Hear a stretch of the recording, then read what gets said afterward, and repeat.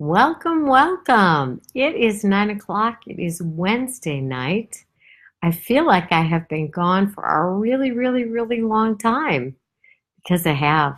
So I'm probably, hi, Susan Ann. It's so nice to see you. Oh my goodness. And Tanya and Christy, you know what? I feel like I was just saying, I feel like I've been gone for a really, really long time because honestly, I have been gone for a really long time. I've never missed 2 weeks in a row of this program, and I missed 2 weeks in a row. But fortunately, hi, friends. Oh, I'm glad to be back. I'm so glad to see all of you here on Wednesday night at 9 o'clock. I feel like I am home. Welcome in. But you know what? Those hosts that sat in for me, were they awesome or what? Yvonne McCarthy and Kelly Gunter, oh my gosh, they were so great. And so I'm very, very grateful to them. And hi, Yvonne. I was just thanking you for sitting in for me because you always do an amazing job. And I'm so grateful to have you always coming in. Hi, Christy. It's been a long time since I've seen you. And Janice and Denise. Oh, my gosh. Yes, they were amazing. So let me tell you where I was at, in case you didn't know. I was in Greece for the first week when Yvonne sat in. And oh, I love you, Yvonne. And I was there actually on bariatric business, believe it or not. There's a conference every year that's in Europe. And, you know, I put in proposals to speak all the time. Hi, Shaolin. Hi, Brianne. Hi, Brandy. And they allowed me to speak. So that was amazing. So you know what I spoke about? I spoke about weight loss surgery and addiction, food addiction, alcohol addiction, all those things. That's all right, Debbie. Welcome. Terry Ann, it's good to see everybody, and I'm really glad to be back. So, couple of things. So that's where I was the first week. Next time I hire me to carry your luggage. Okay. You know what? Because I've done this Europe thing a couple of times, I don't take luggage. I take a backpack, and that is it. Because Greece is, you know, these little tiny steps and it's all up in the mountains, and I didn't want to be carrying any suitcases. So I just took a backpack. Worked out great. All right. Hi, Jacob. Hi, Debbie. So tonight we're going to finish up a topic we've been speaking about for the couple of weeks before I left. Hi, Terry. We did 3 of the 4. Oh my God, maybe we only did 2. I can't remember. Anyway, I was planning on doing number 4 tonight. We're going to go ahead and do number 4. Hi, Donna. And then last week, where the heck was I? Maybe I was still on my way home from Greece. It has been crazy. And then this past weekend was WSFA. If you don't know what the WSFA is, you guys really need to join the WS. Yvonne, type it in for me, will you? Weight Loss Surgery Foundation of America. And what they do is they give out grants for people to have weight loss surgery, people who can't afford it. So it's a really great organization. And yes, and it was in San Antonio, and it was really fun. And this year, hi, Bunny, was probably the best year for me. I've been at the WSA conference many, many years. Thank you, Jalyn. And Jalyn was there.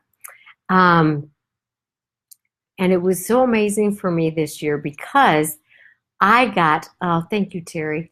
I got to present with Carney Wilson. And if you guys haven't seen the video, hi, Chantrell. If you haven't seen the video, go to celebratevitamins.com, or not celebratevitamins.com, but Celebrate Vitamins Facebook page, because the video of the presentation is on there. Hi, Nadia. I was just sending people to the Celebrate Vitamins Facebook page because the whole presentation is on their page. There's a lot of the presentations from the WSFA this weekend. The one that I was fortunate enough to present on was with Carney Wilson and Shayna Haney, who just joined as well. Hi, Shayna. Hi, Laura.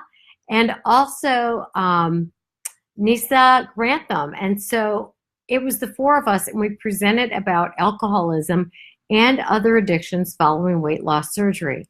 And for me personally, it was so incredibly powerful and emotional and just a gift. I felt like it was a gift for me, and I really believe that a lot of other people felt that it was a gift for them as well.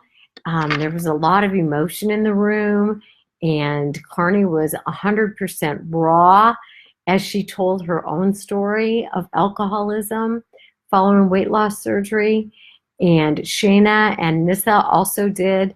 And so it was amazing because there were four amazingly strong, beautiful, powerful women telling our story of alcoholism and the recovery process and the joy that comes from being free from the shackles of addiction. So, food addiction isn't that much different in terms of it binds you, right? It holds you hostage from living a full, free life.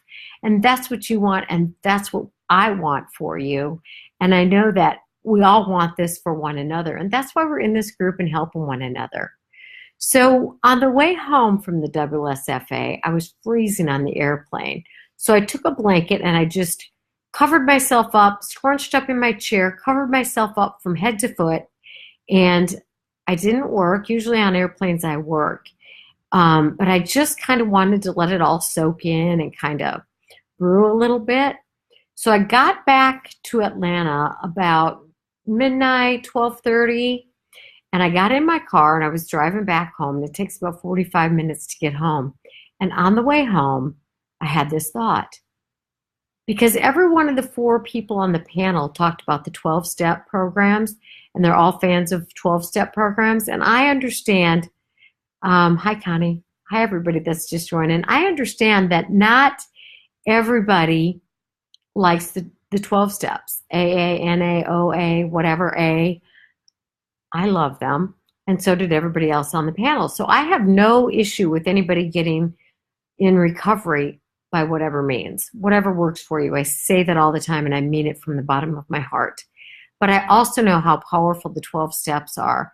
Even if somebody's not an addict, living by the 12-step principles is just an amazing way to live. In fact, I can't believe how long ago this has been now. 29 years ago, when I went into treatment, I met one of my best friends there, and she had been speaking to her physician. I met her actually at AA, I guess, but she had been talking to her physician, and she was telling him she wasn't sure if she was an alcoholic. And he said to her, you know what, whether you are or whether you aren't, the 12 steps of the 12-step programs are an amazingly healthy way to live. So I encourage you, whether or not you're an addict, a food addict, an alcoholic, a drug addict, whatever you are, anything, it doesn't matter if you're an addict or not. The 12 steps are a great way to live. So on the way from the airport to my house, which is about 40 minutes, like I said, I thought, I have to start a bariatric 12-step meeting. Not a group like this one where it's going to be education. There will be plenty of education, plenty of support and encouragement from everybody in the group, but there are going to be actual 12-step meetings. So they're going to be generic. It's almost like a non-denominational church, right? It's not going to be just alcoholism. It's not going to be just food addiction. It's not going to be just any addiction. It's going to be 12 steps for any addiction. Because the truth is, most of us who are addicts don't suffer from just one addiction, right? If you're like me, I started with food. I went to alcohol. I went to work addiction. I went to pain medication addiction before I ever found my way into treatment. So it doesn't matter what the addiction is, and most people have one at the, more than one at the same time. It's going to be a 12-step meeting. There are going to be 3 meetings a week at least at this point. I'm going to be doing one. I'm going to be doing one on Wednesday night. Actually, it will be right before or right after. We're right after Food Addiction Fair and Firm. Right after this one, I'm going to do a 12-step meeting. And then Anissa is going to do one on Sunday nights at 7 p.m. And Yvonne is going to do one as well. So there are going to be at least 3 different 12-step meetings that you can attend each week. So anybody that wants to can. I'm going to put on here a link just now, I hope. Now let's try it this way. Okay. So this link that I just put up there, so listen to this. I am a piece of work. You know that, right? And I can laugh at myself because I'm just a piece of work. And I don't say that in a really derogatory way. It's just the truth. I always say my joke for myself is it's hard to be me because I do things the hard way. I just tend to do things the hard way. So I was so excited about getting this group together that I got online and I'm like, well, I should probably make it a secret group because nobody's going to want to know. I mean, this is anonymous, right? So I get on there and I make it a secret group. People start messaging me. I ask them to message me and I'll put them in the group. Well, I can't put people in a group unless we're friends. I ran out of friend space. I ran into the 5,000 person limit. So I'm like, now what I'm going to do? So I'm searching and searching, like, how do you add people if they're not friends? So I decided, well, crap, I have to start all over. So I had to start all over. God, thank you, Laura. So I made a new group. That's the link that I just put up. It's Bariatric 12-Step Recovery. So I'm in the process of switching over all the people who had joined the other group, which were over 200. So I'm switching everybody into the new group, which is closed but not secret, meaning nobody can read the comments unless they're part of the group, okay? So feel safe about that. But please, I need your help. We need your help. We all need your help to help one another because we are in this together. Every one of the people on the panel said nobody can do this alone. We all need support. And we've been talking about that in this particular Food Addiction Fair and Firm group for the past year, for as long as we've been doing this. We can't do this alone. We all need support. So this is going to be an amazing, amazing place where people can attend 12-step meetings right here on Facebook and have the anonymity and the support that they need. So whether or not you're an addict or if you know somebody, and they don't necessarily have to be bariatric, but, you know, it's just that a lot of people, hi, Kristen, a lot of people who've had weight loss surgery do become alcoholic, as well as, you know, a lot of sex addiction, a lot of pain medication addiction. So I will definitely put that link up again, Brenda. All right, here we go.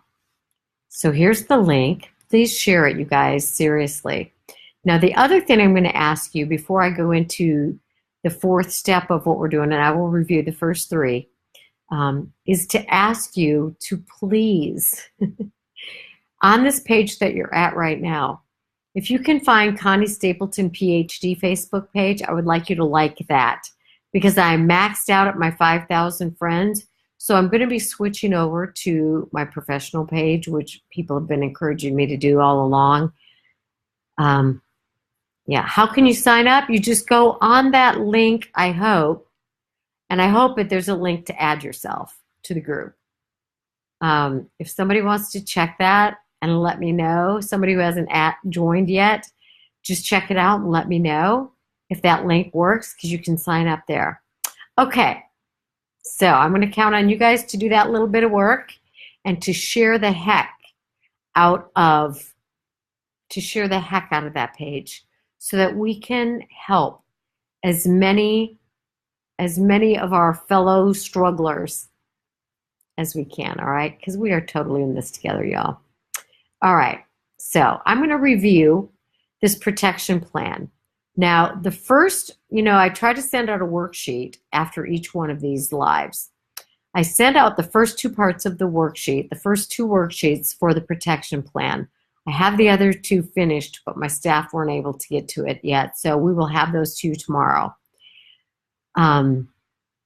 If you are not on my email if you're not getting my emails, here's where you go for that, all right? You go to www.conniestapletonphd.com.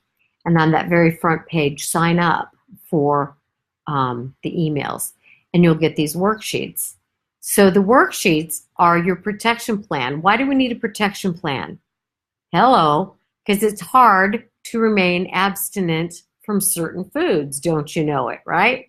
For people who need to remain abstinent from sugar and flour because you have an allergic reaction to those things and your brain gets hijacked if you eat them, then you need to stay away from sugar and flour. And sometimes it's difficult, right? Not sometimes, it's just plain difficult. Let's see, Laura says not clickable until what?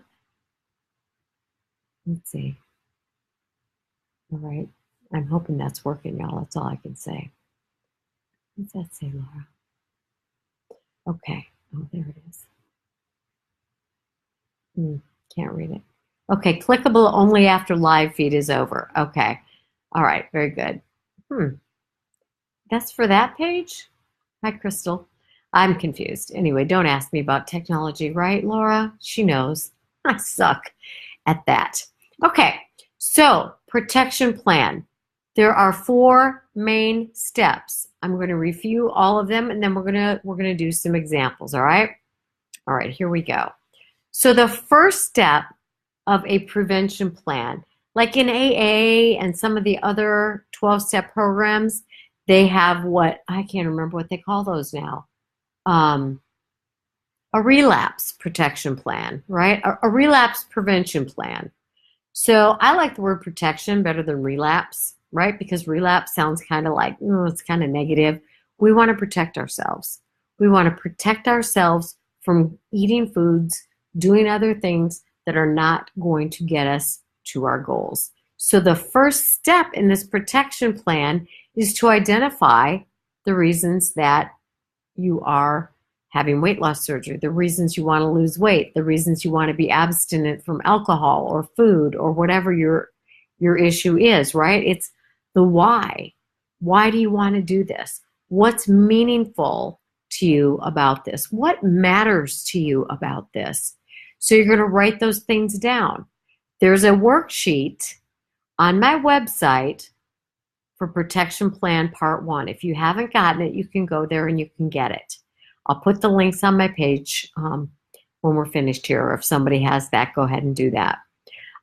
So you're going to identify and you're going to write down, the reason I'm losing weight is for better health and a better quality of life. The reason I want to keep my weight off is because I want to live long enough to see my kids or grandkids, get married. The reason that I want to be abstinent from sugar and white flour are because my brain is more clear and I can have a fuller life. I can take the blinders off that keep me bound to food and enjoy all of my life. So it's, why are you doing this? What matters to you the most? The second part is to learn what your triggers are. For example, if a particular restaurant is a trigger for you, then you're going to want to maybe take a different route so you don't have to pass that restaurant. Or if a particular cookie is a trigger for you, then you definitely want to stay out of the cookie aisle at the grocery store. Or if, a drive-through is a trigger for you, and I've shared this story many times, like the guy who duct taped his window shut so that he couldn't go through the drive-through, because recovering from addiction is about going to any lengths to get what you say you want. So if you want to keep your weight off, if you want to keep your weight at a healthy level so that you have a fuller life and a better quality of life, not so many meds, longevity, then you do things like tape your window shut if that's what you need to do. You're willing to go to any length to maintain your sobriety or your recovery or your, stick with your goals or move toward your goals, right? So what are your triggers? What are your emotional triggers? Are there, songs? You know how a song can be an emotional trigger for like, oh my God, that first love. And you hear that song and your heart goes pity pat and you're like, oh my God, I'll never love anybody like I loved that person when I was 12. Bobby Sherman. If you're old enough to know who Bobby Sherman is, you will understand the teen idol love that I had for him. Like fall on my bed with teenage angst and oh my God, I was in love. So a song can trigger that. But other memories can trigger maybe not so pleasant memories that lead you to food because it led you to food then because that's where food, was your safety or your comfort. All right, so emotional memories can be comments people say, it can be people themselves. There are biological triggers such as, my God, a billboard, right? A commercial on TV, the candy jar at the office. Those are all triggers. So the thing you want to do the most is protect yourself from triggers as well as you can. But with food, by far it's the most difficult because you can't go anywhere without being bombarded by food. So this is really tough.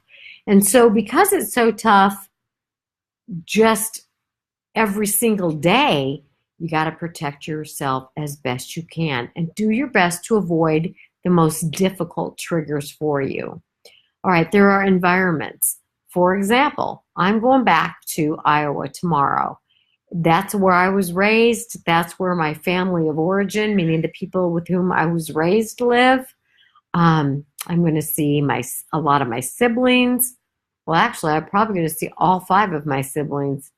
I'm going to see a lot of cousins. I'm going to see the house that I was raised in. So much of that is unpleasant for me. It's not a place where I find a lot of joy, honestly. So there are going to be all kinds of emotional triggers there for me. So I'm going to want to protect myself from, anything that could put me in danger of drinking or, wanting to escape emotionally through some unhealthy behavior. So I'm going to have to make sure I have my phone with me so I can call my friends. I do have a good, safe friend who lives there, so I can call her and say, listen, I need to get away. I'll meet you at Mount Carmel. Let me tell you, Mount Carmel is a convent. So I'm not going to meet her there like to become a nun or anything. It's a little late for that. But I worked there when I was 14 years old. And what I did at this convent, it's a convent. Check this out. It's a convent for nuns that are retired. And I worked in the infirmary at age 14. And I did things like give these women baths and change colostomy bags and feed them and, just help them, get ready for bed. And honest to God, I don't know that I'll ever have a job that's as rewarding as that was because I was 14 years old and in desperate need of nurturing. And these women, they nurtured me like none other, right? All older women, like 70s, 80s, 90s, and they just loved the heck out of me. And I totally loved them. In fact, I swear to God, one of them, she and I had a major connection. And I think she's my guardian angel to this day. And about a year ago, for the first time since I was a teenager, I saw her in a dream. And it was such a beautiful gift to me to see her because I just felt the love that she had for me. So back to step 2, right? This positive prevention plan. Identify your triggers because you want to prepare. If you've got to be in an environment like I'm heading into for a solid week, which is really tough for me, then you've got to be prepared so that you don't slip or relapse into some unhealthy behavior. And always pay attention to HALT, right? The warning signs of HALT, which stand for hungry, angry, lonely, tired. Those are the times you are the most vulnerable. to giving into comfort foods or to giving into alcohol or giving into, doing something that's going to move you further away from your goals, your meaningful matters, your reasons for doing what you're doing, okay? So if you're hungry, for God's sake, don't go to the grocery store. You're just setting yourself up to fail, right? If you're feeling lonely, don't turn on miserable, lonely music that's going to send you to, your favorite malt shop. So be wise, right? Set yourself up for success. Don't walk yourself into a path of danger. Okay, so last time we talked about, okay, so we did do this. We did do the third part, which is to identify your feelings and your needs. So if you're in a situation and you've been triggered, let's say I go to my family's house and there's still a lot of alcoholics in my family. And this is likely to happen, because I don't have control over other people. I have to accept that most of my family has not opted for recovery. So it's very likely that I'm going to see some of my siblings who are drunk, because that happens a lot with them. So, and we're going to be having some family events because I'm going there for a memorial service for my brother-in-law who died due to addiction, which I will talk about more another time. But I'm going to be triggered. I'm going to be triggered emotionally. Addiction in my family angers me like I cannot even explain to you. And the reason I feel so angry about it is because people I love are dying from addiction. And I'm not angry necessarily at the people. I'm angry at this disease. I'm angry at the power it has over people. The people in my family are amazing and beautiful and wonderful people, but addiction has a hold of them. And therefore, they're killing themselves, right? Some of them literally, some of them figuratively. But it's aging them. It's the quality of life. It's ugly. Their behavior is ugly when they've been drinking. And it's so exceptionally painful for me to watch that. And to be angry like you're not choosing recovery, and I don't understand it. So it's painful for me. So I don't need their addiction or that pain to send me back to drinking or back to trying to take a narcotic to numb my pain. That's not what I want. And yet I'm going to be in very vulnerable situations. So I have to make sure I protect myself. I'm renting a car so that I can leave the situation at any time I want to leave. I have my friend alerted, like, if things get out of control, can we meet and talk? I have my friends here who understand about recovery, and maybe I'm going to need to talk or vent or cry or whatever. So I'm building my protection plan. So let's say I go there and I'm like, oh my gosh, or you're somewhere where you're triggered and you just want to go have ice cream because that comforts you. So if you can say to yourself, if you can identify your feeling, I'm really angry right now. And what my emotional need is for comfort.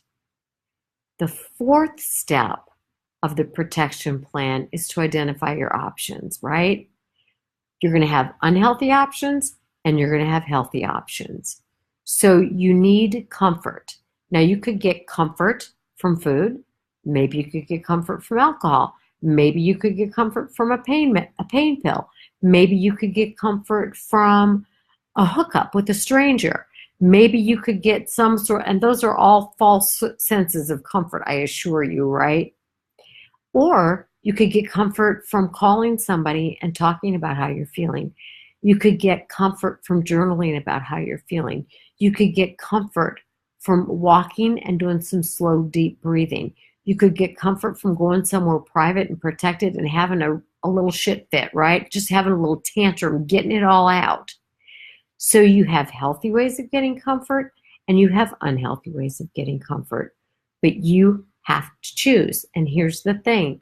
If you're in a highly emotional situation and you're hungry, angry, lonely, or tired, you're not going to be thinking real clearly, right? You're not at your best. You're not at your peak judgment. So you have to have this plan that is written down. You have to have a list of options like breathing exercises or mantras. I'm okay. It's okay. All is well. God is in charge. This too will pass. You know, things you say to yourself that can give you reassurance and comfort within yourself. Maybe you want to pray. Maybe you want to say, it's not my circus, right? It's not my monkey, or however that all goes. Or maybe you just want to sit somewhere, close your eyes, and visualize somewhere where you do feel calm and happy and peaceful. And this outside stuff that's going on around you doesn't have to hurt you. And you don't have to give in to the temptation to find external comfort in an unhealthy way, right?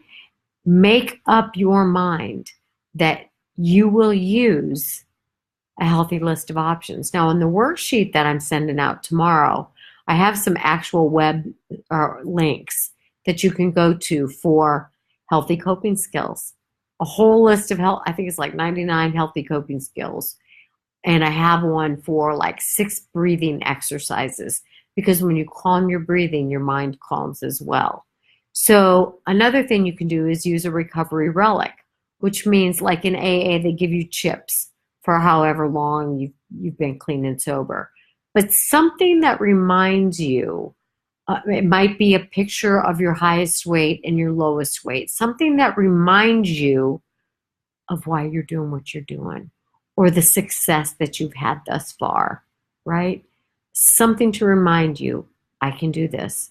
I've been doing it with the grace of God for 29 years thus far, right? I can do it in this situation too, because I have backup. I can call backup. I can read my meditations. I can use my recovery skills. And that's a lot of what we're going to be talking about in the 12-step on the pages and in the meetings, right? You have to take action. So that's the recovery plan. That's the protection plan. Protection, remember, it's about boundaries, and we set boundaries for our children and our grandchildren to keep them safe. And that's exactly what this protection plan is about. It's about setting you up for safety from unhealthy eating or binging or indulging in some other behavior or activity or substance that's going to set you back emotionally and maybe physically. It's about keeping yourself moving toward what you say your meaningful matters are. So very briefly, it's identifying your motives, your why, your meaningful matters. It's identifying those triggers. If you know something's going to be difficult for you, so that you can set yourself up for safety and sobriety and remaining in your recovery process. Then identifying those warning signs, hungry, angry, lonely, tired. Be careful when you're any of those. And then understanding what your feelings are and what your emotional need is. Having a list of options and then taking action. So that's what a recovery plan is. That's what a protection plan is. And you're going to have 4 worksheets all together to develop your own. And it's a really, really important idea to work through all of those and put this recovery or this protection plan on your phone somewhere. I haven't read a lot of the comments, but I just saw Nadia's. When I'm running, I tell myself my legs are strong. Helps you continue through the difficult parts. I love that. Remember, tell yourself I'm strong. And that is evidenced by the fact that I've gotten through some pretty darn tough situations. And I love the meme out there that's like, you can do this because you've done it every day of your life thus far, right? You've survived whatever it's been. So thank you all for joining. Some of you are just joining now. The good news is this video will be on my pages. It will be, I'm going to put it on my Connie Stapleton PhD. Please go to my website, ConnieStapletonPhD.com. There's a lot of free things on there. Share those with your friends. Um, Please share this video. Oh my gosh, we got to get helping each other, y'all. The only way we can do this is to share. Laura Preston says sharing is caring. And it's true. And I'm going to post the link to the 12-step recovery group one more time. And hopefully you'll be able to join that as soon as this live video is done. You guys, you're awesome. It's good stuff that we're sharing together, caring about each other and sharing together.